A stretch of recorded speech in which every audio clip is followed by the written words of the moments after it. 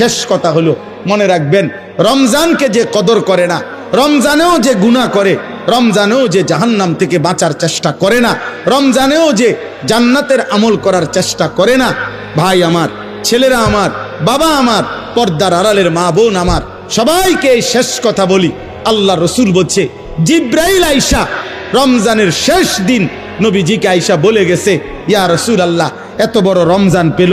ইফতার, সাহারি, তারাবি, এতেকাফ, শবে কদর, প্রতি ঘন্টা মিনিটে এত মাফ নেওয়ার সুযোগ থাকার পরেও যেই নাফরমান জাহান্নাম থেকে বাঁচার চেষ্টা করে নাই, গুনাহ থেকে আল্লাহর কাছে মাফ নেয় নাই, জান্নাতের জরুর আশা পূর্ণ করতে পারে নাই, আমল করতে পারে নাই, খোদার কসম নবীজি বলছে, জিব্রাইল আইসা বলছে, ইয়া রাসূলুল্লাহ, এমন নাফরমানের উপরে আল্লাহর লানত, আল্লাহর লানত, লানত, লানত। নবী বলছে আমিন,